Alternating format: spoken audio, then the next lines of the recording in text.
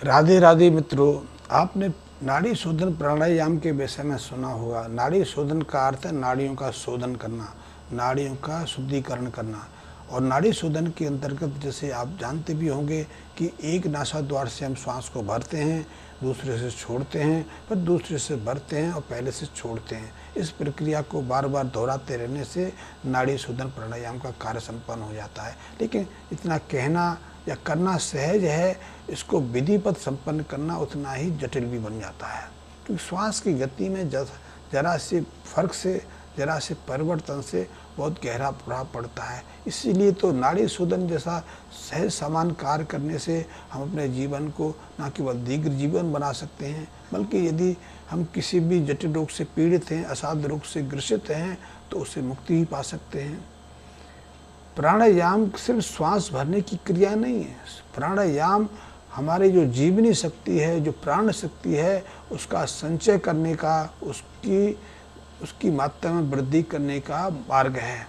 इसके माध्यम से हम अपने जो हमारे जीव कोश हैं, हमारी जो कोशिका हैं, जो निर्जीव हो गई हैं, नष्ट हो गई हैं या रोगग्रस्त हो गई हैं, उनको स्वस्थ कर सकते हैं। क्योंकि ऐसी कोई प्रक्रिया अभी तक मनुष्य ने या मानव जाति ने अभी तक नहीं खोजी, जिसके माध्यम से वो अपनी हर कोशिका को प्रभावित कर सकें, हर कोशिका में जीवनी शक्ति का प्रभाव बढ़ा सकें। सिर्फ इसका एकमात्र जो मार्ग है वो है प्राणायाम के माध्यम से। और प्राणायाम तो कई हैं, लेकिन मैंने आपको एक सहज प्राणायाम की जानकारी दी, उसको कहते हैं नाड़ी शोधन। वैसे नाड़ी शोधन को कुछ लोग अनुलोम विलोम प्राणायाम के रूप से भी जानते हैं, लेकिन दोनों में थोड़ा अंतर भी है और विभेद भी है।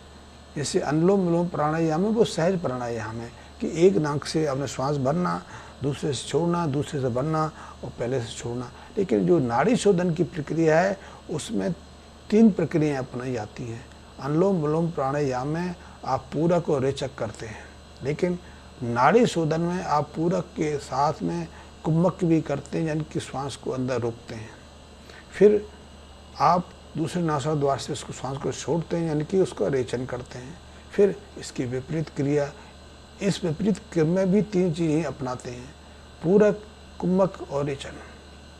और इसके माध्यम से जब लंबा गहरा श्वास भरते हैं तो नाड़ी के जो अधिकतम नाड़ी हैं उनको उससे प्रभावित करते हैं। श्वास की अधिकतम मात्रा अपने फेफड़ों में भर के हम अपने शरीर की प्रत्येक नाड़ी को प्रभावित करने का प्रयास करते हैं। और ऐसे नाड़ी शोधन के अभ्यास से कहते हैं, अनुभव है कि 43 दिन करते करते हमारी जो शरीर की जो नाड़ियाँ हैं, क्योंकि हमारे शरीर में 72,000 से ज़्यादा नाड़ियाँ स्वीकार की गई हैं, 72,864 नाड़ियों की गिनती अभी तक हो पाई है, पहचान हो पाई है। उन सब नाड़ियों का शोधन इस सहज प्राणायाम के माध्यम से हो जाता है। और जब नाड़ियों का शोधन होता है तो जीवनी शक्ति में वृद्धि होती है।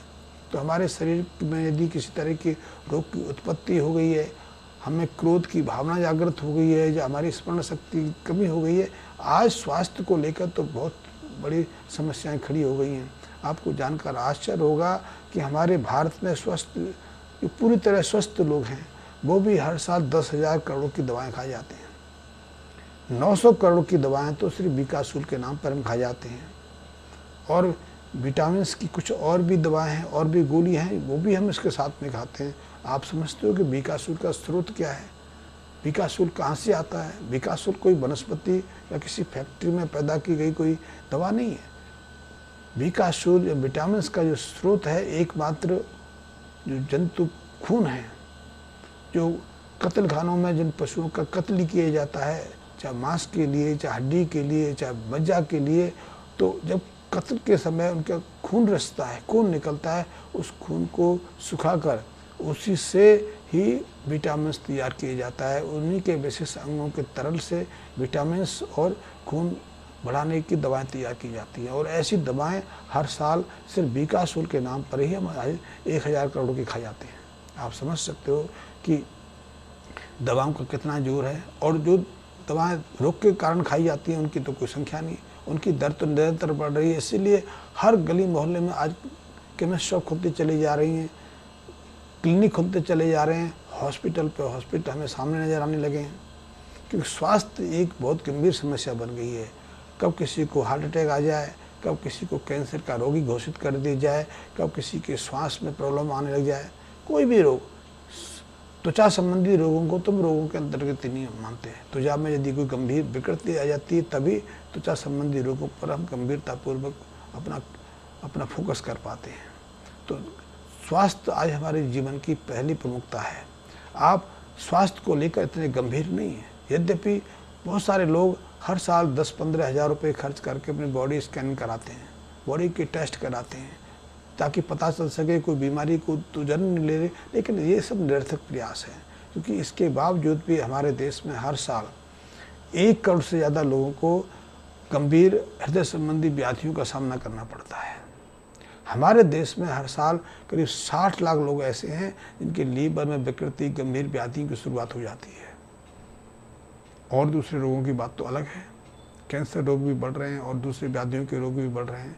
किडनी फेलियर्स के रोगी बहुत तेज़ी से बढ़ते चले जा रहे हैं। ब्रेन ट्यूमर जैसी, जिसका हमने आज से 10-15 साल पहले नाम तक नहीं सुना, उसके रोगी भी निरंतर बढ़ रहे हैं। तो स्वास्थ्य आज बहुत जटिल समस्या है, लेकिन स्वास्थ्य की समस्या को योग के माध्यम से, प्राणायाम के माध्यम से हम जड़ मूल से समाप्त कर सकते हैं। तो यदि हमें स्वस्थ रहना है, निरोगी रहना है, हम जितना प्रयास करते हैं, परिश्रम करते हैं, जितना धन अर्जित कर रहे हैं उसका उपभोग करना है, परिवार के साथ सुखद जीवन जीना है, तो हमें स्वस्थ रहना जरूरी है। और स्वस्थ तब रह सकते हैं जब आप नियमित रूप से प्राणायाम करें, नियमित रूप से आप योग की क्रियाएं करें।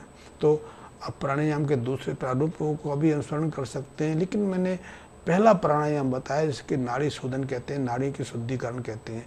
नाड़ी शुद्ध हो जाएंगी तो दूसरे प्राणायाम भी प्रभावी होंगे, फिर आपके ऊपर सकारात्मक प्रभाव पड़ेगा। आपकी नाड़ियों की शुद्धिकरण से आपकी सोचने विचारने की, आपके शरीर की स्फूर्ति, क्योंकि आलस्य, कमजोरी, निर्बलता रोग का पहला सिम्टम है, पहली शुरुआत है। और आज हम इन सब से भरे हुए हैं। बहुत कम लोग हैं जो प्रातःकाल उठकर अपने को स्फूर्तिमान महसूस करते हैं, अन्यथा अधिकांश लोगों को तो जोर जबरदस्ती करके उठना पड़ता है। इसीलिए जब 6-7 दिन के बाद विश्राम का दिन आता है, छुट्टी का दिन आता है, तो लोग 12-1-2 बजे तक सोते रहते हैं, फिर वो नहीं उठते, क्योंकि उनके अंदर वो उत्साह नहीं रहता, वो स्फूर्ति नहीं रहती, जबकि सामान्यतः वो स्फूर्ति रहनी चाहिए थी। तो उस स्फूर्ति को पाने के लिए यदि नियमित रूप से हम ये प्राणायाम करें, नाड़ी शोधन का अभ्यास करें, तो हम उस स्फूर्ति को प्राप्त कर सकते हैं। अन्यथा हमारा आलस्य बना रहना सहज बन जाता है। तो हम नाड़ी शोधन के माध्यम से नाड़ियों को शुद्ध करके हम बहुत सारे असाध्य और गंभीर रोगों से अपने को बचा सकते हैं, क्योंकि गंभीर रोगों की शुरुआत छोटे स्तर पर होती है। कभी किसी रोग की शुरुआत एकाएक जटिल रूप में नहीं होती, लेकिन धीरे धीरे वो जटिल रूप धारण कर लेता है, असाध्य बन जाता है, फिर उसके कोई उपचार ही नहीं बचता। वैसे तो मैं ये कहूँगा, आपने इस बात को सोचा भी होगा कि आधुनिक चिकित्सा विज्ञान के पास किसी रोग की कोई स्थायी दवाई नहीं है। आप जिस रोग की दवा एक बार शुरू कर देते हैं, उस दवा को आप जीवन भर छोड़ ही नहीं सकते।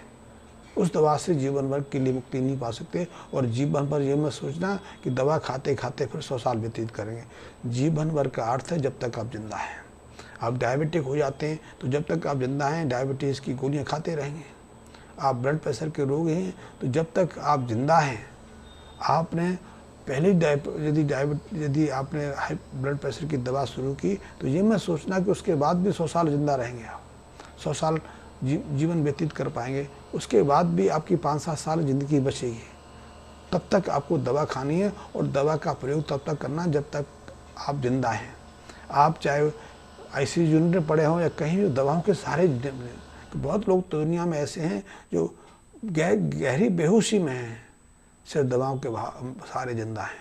तो यदि ऐसी स्थिति से बचना है तो नियमित रूप से आप प्राणायाम करिए। और एक प्राणायाम का मैंने आपको बताया, इस प्राणायाम का प्रभाव हमारे शरीर पर क्या पड़ेगा, हमारे शरीर की जो बायोकेमिकल है उसमें क्या बदलाव हो गया, शरीर के अंगों पर इस प्राणायाम का क्या सकारात्मक प्रभाव पड़ेगा, इन सब के विषय में मैं अगले वीडियो में विस्तारपूर्वक बताऊंगा। आज इतना ही, धन्यवाद मित्रों।